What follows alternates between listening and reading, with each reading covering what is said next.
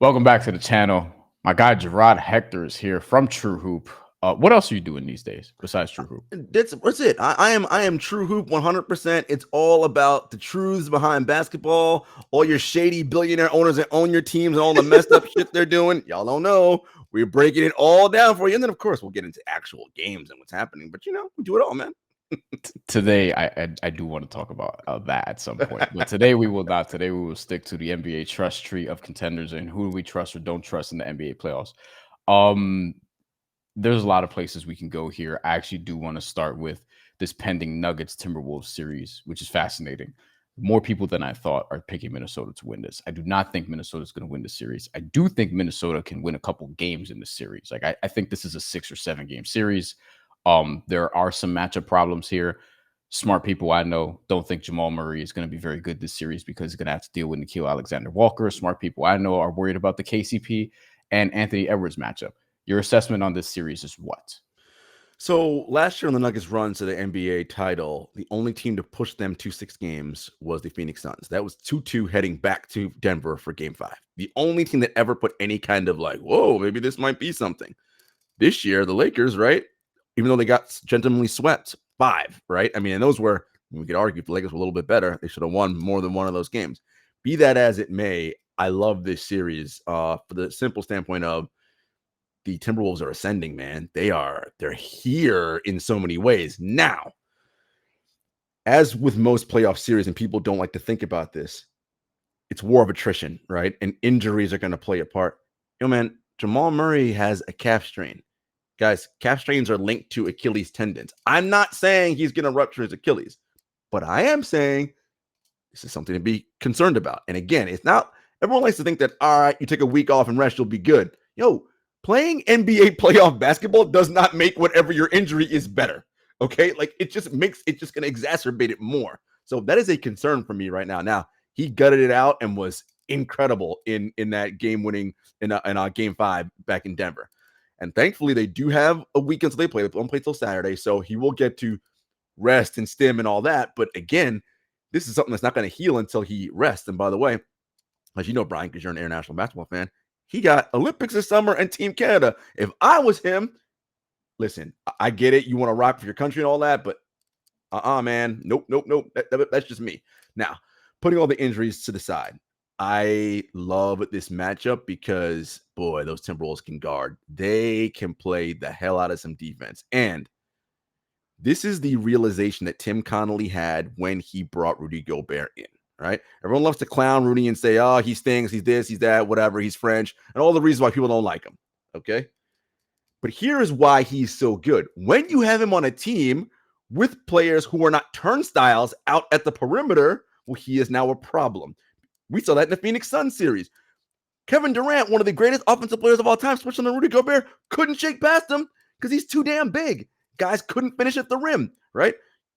Nickeil Alexander-Walker, who you mentioned, Anthony Edwards, who's a dog. Mike Conley's old, but he's been all defense in his life, so he's still a very smart defender. And listen, Cat put in defensive effort in that last series. And if nothing else, he's big. He's 7 feet tall and 200 and whatever pounds. I mean, they have, and Jaden McDaniels, I mean, this guy is, I mean, he's a nightmare. He's all defense level, yes, I think, Jaden McDaniels. They have arms and legs everywhere. So this is going to be a problem for Denver.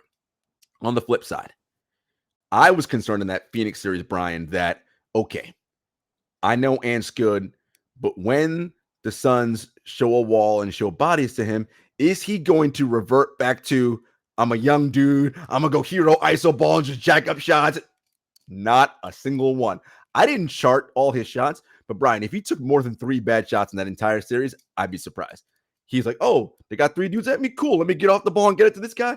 I am more athletic than anybody on that roster. Let me just do a back cut and get to the rim for an easy dunk. So it's going to be problematic for Denver. Here's the other thing that Denver has to worry about. I don't love that bench at all.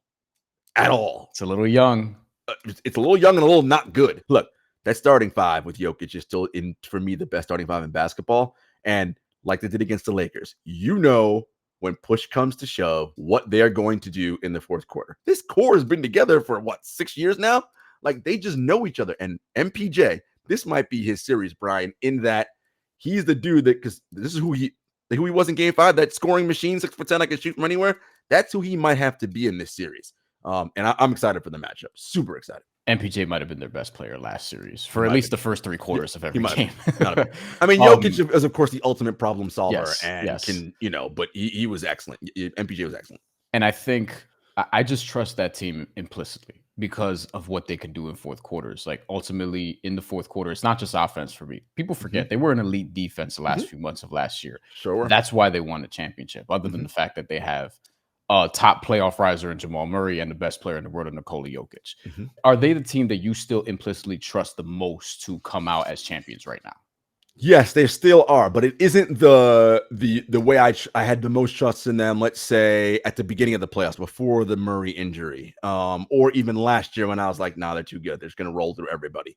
And the only time I had a little bit of is, again, when they got 2-2 to Phoenix, I was like, oh, shit. But if you look back at that series, it took 240 burgers from Durant and Booker to get it tied to 2-2, right? Which, that's just 2 all-world players being like, screw it, let's do our thing. That's not a guarantee in every series, right? I still trust them, but not like, oh my God, the gap is so wide between them and everybody else. Yeah. Staying in the West, because I want to get to the East real quick, but Oklahoma City, where are they in this hierarchy now? Because as we're recording, Mavs Clippers is still going on. I do think the winner of that could beat Oklahoma City, but I'm less confident in that now, having seen what they did to, granted, shorthanded Pelicans team, but I didn't project a sweep was going to happen against the Pelicans. I love Oklahoma City, man. They're so young and fun and athletic. Listen, you know what helps in the playoffs? Young dudes who can run fast and jump. Because at this time of year, everybody's exhausted and injured and tired. And old dudes can't run and jump. Young dudes can. Jalen Williams, I mean, the way they play defense against the Pelicans, and to your point, yes, short man. But, you don't apologize for who you play. You play who you play. And their timing on their double teams and their multiple efforts, they just keep coming. Guess when you're 21 and 20, you can do that, right? You got tons of energy, like Minnesota and Ant. I love this team. I think ultimately still, I'm a tier down on them from confidence level just because they haven't done it right now. As I told Shaq once, it doesn't matter if you don't have playoff experience. No one has playoff experience until they have playoff experience, right? Or no one has championship experience until they win a championship, right? Same as we were saying about Denver last year. Now we're like, oh, they won it. Now they have it all, right? And this is going to be great for them because they're learning and they're going through it. I do think whoever they get in the next round, whether it be Dallas or LA, that ain't going to be no cakewalk series for either of those. I could easily see Oklahoma City winning that. And remember, they have home court advantage. Now, their problem is that Josh Giddey will still have to be a reliable scorer. And while he was in this first series, will he still be able to be one in the second round? We'll see, right? As it ratchets up and as things go, we'll see how guys respond. But I love it. And Chet's still a rookie. But you know what I love about Chet? And I figured you'd like him because he's your kind of guy.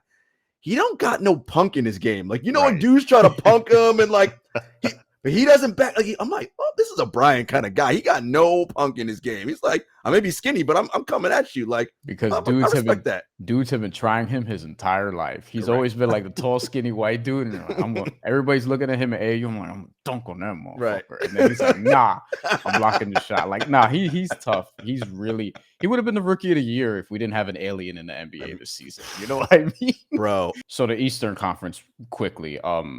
None of the series are done yet as of we're recording this, although we do expect that Boston should finish the Heat at some point. Although I will remind people, the Heat, best team in the Eastern Conference as a road underdog against the spread, and also second best road record in the Eastern Conference after Boston this year. So who knows what will happen in Game 5. I say all that to say, where are you in terms of the trust tree of the Eastern Conference? Because I feel like the West, we sort of have the hierarchy. Like, there's a reasonable case for all 3 teams who have already advanced. And then also the winner of Mavs Clippers are going to get the trust of whomever, whether it's going to be, because they did it with Luka, or, the Clippers are going to have Kawhi back healthy at some point. Yeah. But as it pertains to the East, it's a little more like, all right, who's going to challenge the Celtics? I mean, it's kind of what it is right now. The one thing the Celtics do have to worry about is they do have an injury to Kristaps Porzingis right now, right? So that is something to be mindful of because their starting 5 is key for them. I think with Denver, the numbers say it and the records say it. That is the best starting 5 in basketball. When he is not there, that creates matchup problems in a negative way. When he is there, he creates them in a positive way for Boston. Al Horford is still at 38. Was he 30? I don't know. He's old. He's still effective as hell. I'm like, how is this guy still good at basketball, man? He can barely move. Well, listen, still got it, man. Still got it. But you don't want to put all those minutes on Al right now, right? This early in the playoffs, right? Because remember, they got a goal of winning a championship. So we got multiple rounds to go, my guy. Still, to me, it is still Boston, because when they are serious about basketball, and that's something we can critique them about, sometimes they're unserious, right? They fool around for whatever reason. They're beatable. But when they lock in and decide, all right, let's stop fooling around. I mean, in this series with the Heat, and another at your squad, when they're serious and playing, what do? Smash them when they're serious. But when they start, let's be cute and do like, okay, now you're getting your ass kicked because you're trying to be cute, right? Like, and Miami's not a team you want to be cute against, right? Like, do your job and do what you're supposed to do. But still, to me, Boston is the hierarchy there. In terms of who I think next, look, man, if the Knicks had just one other competent person on offense besides Brunson, I'd be like, yo, the Knicks about to win the Eastern Conference. I mean, if they had Julius Randle, right? If they just had Julius Randle, I'd be like, yo, it's just, there's so much pressure on Jalen, so much. In that game last night, that was brutal, man. That's if it's one team I know, look, Philly was able to bounce back after a brutal loss at home in game 4. If it's one team I think can bounce back, it's definitely the Knicks. They're tough. But Tibbs, man, all those guys played, 40-something, 50 minutes. I'm like, yo, dude, these dudes are going to start wearing down. I know it. But we'll see. But so the Knicks, the Knicks are right there to blow for me. And then after that, it's a toss-up. Because honestly, Brian, I don't trust Milwaukee at all. I don't even care if Giannis and Dame come back. I don't. Because again, these are calf injuries. Giannis is a calf injury, which is tied to the Achilles. And newsflash, people, Giannis is not a high-skill player. He is I dominate based on strength, force, and athleticism. Well, if I can't do that, then what am I? Here's the difference, right? Joel is both, right? Joel's an athlete and skill. Joel's playing on basically one leg, yet can still score 40. Why? Because he can shoot still. Giannis can't do that, right? So if he's hampered in that way, I don't like it. And Dame, you could have made the argument last season was the best offensive player in the league. You could have made the case for it. It was possible. If you looked at the advanced metrics, you could have made the case. He's not quite that. I mean, not even quite. He wasn't that this year. Yeah, he had his moments in the first couple of games against Indy. But if you look at both those games, 30-something in the first half, like 2 or 3 in the, I mean, not much. Something's going on there. And defensively, this team, I just don't trust them. Dame more of a reputation all-star this year than I think an actual all-star also. The thing that concerns me with the Knicks, because I think they're the other Eastern Conference Finals team waiting to happen, that will face the Celtics. However, I'm less confident in that, not because they lost game 5 to the Sixers, but Tibbs in round 2. He has one Eastern Conference Finals appearance, and it was his first year as a head coach with the Chicago Bulls. And since then, just 0-3 in the second round. His teams just die in the second round. Because they're exhausted. They're exhausted. The rotations are short. It's like old school playoff basketball, but that's hard to replicate where the pace is where it is. There's a reason why the Knicks play at like one of the slowest paces, if not the slowest pace in the NBA, because it's advantageous to them. And you could do that in the playoffs sometimes, but the slow pace of today is not the same as the slowest pace of even 2010 or 2005 or 1998. Like it's a totally different thing. So that's my concern with the Knicks. I thought that the Knicks-Sixers winner had like a clear shot to the Eastern Conference Finals. But the Pacers aren't like I don't think they're amazing, but and I have concerns about their defense. With the Pacers, there's always a team every so often that gets to the Eastern Conference Finals, and we're like, wait, the Hawks, the Blazers, they have Tyrese Halliburton, who's one of the rising young stars in the league. Who there's been health questions around this year. We'll see where he's at in a Knicks series or a Sixers series. Who knows? Pascal Siakam, like we talk about championship for them. We talk about championship experience. I think he's becoming one of the most underrated players in the East, because if you look at who's left, because goddamn, like we talked about the Heat earlier, they're missing their first and third best player because Terry Rozier and Jimmy Butler is out. Dame and Giannis are out. Julius Randle's out. Like all these guys are out now. Porzingis, Jaime Jaquez, like just all over the place injuries. Pascal Siakam is kind of one of the best, 10 guys left in the Eastern Conference. He was all NBA last year. I mean, look, and here's what the pickup did for them, Brian. They now have someone in the half court they can give the ball to who can score. They didn't have that before. Okay, that is huge pickup for them. Huge, huge, huge. The problem that Indiana's having right now is, you mentioned it, Halliburton since that injury in January or February, late January, early February, somewhere around then, he hasn't quite been the same since that. And that's the problem.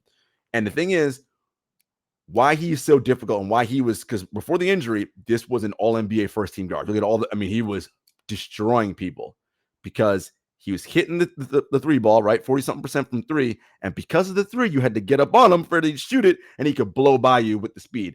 But that hammy hasn't healed, and the speed isn't there, right? And so he can't get by. And if the shot's not falling, he doesn't have confidence in the shot, right? Well, now we got some problems, some challenges. He can still kind of mask and hide his way around it, but it's not quite the same. And this is a tough test because look, and we said this on the show earlier this week.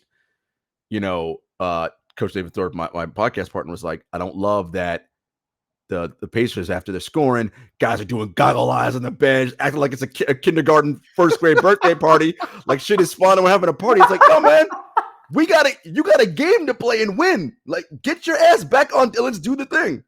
And sure enough, they go on the road and they get smacked, right? Like, and it's, listen, you find, and this young team's got to go through this. Pascal's not young, but everybody else doesn't have experience with this. Hey, man, the playoffs, what was it, that Cam Thomas meme where someone asked them, Brooklyn Nets, Cam Thomas. Ain't shit funny? Right, well, yeah, why you smoke? Ain't shit funny. Yo, this is the playoffs, man. Ain't shit funny. I know someone on the Bucks called them out, like, oh, they're front runners. Bobby Portis. Right, and look, I got my issues with Bobby Portis, Mr. Veteran, whatever. You know I love Bobby Portis. Yeah, that is a Bryan Fonseca all-star without question, but Bobby losing his head and getting tossed, right? Come on, bro. You got to be smarter than that. But I will say, hey, man, front running. It's easy when you up 15 and 20 to be preening and everything's great. Well, you're down 8. You're down 10 now. And I said this on Monday's show. What's going to happen? They're down 8, down 10. What you going to do? Nothing happened, Brian. They folded. They couldn't. And against the team without Giannis, without Dame, right? Hey, man, y'all got to be better than that. So we'll see. That series isn't over. But Indiana should be able to advance.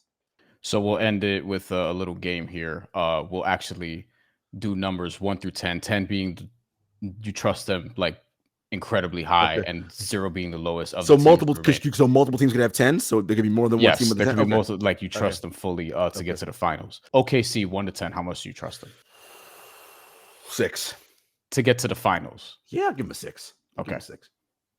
I would probably say 5, but I might be right there with you. Minnesota. It might be a 7, bro. I'm a 7 too. It might be a 7. Look, and this is Denver again. We talked about Denver. All right, Denver is it. But if they somehow find a way, again, Murray's hurt and not great. Okay, look out, clear path. Minnesota has playoff ingredients because they have the rising star who can create offense, who Anthony Edwards understands when it's time to be Anthony Edwards. And it's like, oh, my team needs me. I need to come in and do this. Like, Cat is kind of a secret weapon that people have overlooked to some degree. In this new role, he might be their most important offensive player. He's a matchup nightmare. What Porzingis is for the Celtics. It's the same thing to me. And then you also have Rudy Gobert, who I think has had a resurgence this year.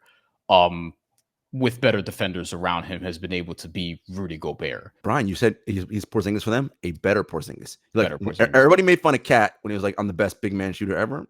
He might not be wrong. Since they're still alive. Clippers. Man, no Kawhi. 4. Yeah, 4 for me. I didn't trust them even when they were on their big winning streak because I didn't think the health was going to hold up. And James Harden's been great in this first round, but we'll see after. Can we do a really quick before you go on? So before in Philly, we blamed Ben Simmons. Then we blamed. Oh no! I'm just saying, we blamed Ben Simmons. We blamed Brett Brown. We blamed Doc Rivers. We blamed James Harden. Brian, we're running out of people to blame in Philly for them not advancing. He has Bell's palsy, Jarod. I'm gonna just leave it at that. That's Bell's all palsy. I'm doing. Look, Bell's palsy sucks, bro. As someone who's had a family member that has it, but I know what you mean. I know what you're saying. I know Embiid's out of excuses. Like he's Dallas Mavericks 1 to 10. 6, because Luka and Kyrie are 2 of the best shot makers ever, and Luka took a worse team to the conference finals by himself. So now he's got help. So I still say 7 for them. I trust. Because, yeah, look, I love their defense. This is the best team Luka's had. Yeah, for sure. Denver. 9.5. Yeah, still at a 9 for me. Celtics. I mean, they're 10. Like they've been the best team all year. Like they just are in that conference. Like something catastrophic is going to happen for them not to get to the conference finals, in my opinion. It's really a testament to like the injuries in the Eastern Conference. I still think to me it's like a 9, 8.5-ish though, because Porzingis knocks it down a little bit for me because I don't know if he's going to be back now. Yeah, I don't even know what the prognosis is. They haven't said anything, so who knows? Cavs 3, Magic's 4. I'm with you. The Magic defense is great. It's NBA championship level defense. Their offense is like a third grade offense, so they ain't doing shit. It's just what it is, man. The Milwaukee Bucks. 4.5. I just don't trust them, and they're not healthy. It's a 2 if Dame and Giannis don't come back. But if they win this series and they're able to get Dame and Giannis back, then it's like a 6.5, 7 for me. So we split the difference. 4.5. Knicks. God, I just wish they had someone to just help Jalen just a little bit. God, but because they're so gritty by the way, Garden was rocking last night. This city, you know, Ryan living here, this city's a Knicks. When the Knicks are good, this is a Knicks city. I'm gonna give them a 6.5 just on their grit and their belief in one another. But damn, they're gonna run out of steam soon, and I see it coming. 7.5. I think they could drag Boston through the mud, but I just don't think they'll have enough. I think that can be a long series though if they play in the Eastern Conference Finals. And the 76ers won with them. 3. Yeah, Joel Embiid he's playing on one leg. Literally playing on one leg. One leg and half a face. Right. Like and Maxey, by the way, talk about how he bounced back. Bro, he missed those 2 free throws, which could have cost them the game. And then OT said, all right, fuck it. I'm gonna go off. He's a hell of a player. Hell of a player. If they had an actual max player in the Tobias Harris slot, I would feel a lot better about them. Maybe they will next year. We'll see what Daryl Morey figures out. That's Jarod Hector. Follow his work at TrueHoop. Subscribe to TrueHoop. And follow TrueHoop. They do great stuff over there. Jarod, thanks for joining, and we will be back on the channel with more very, very soon. Thank you.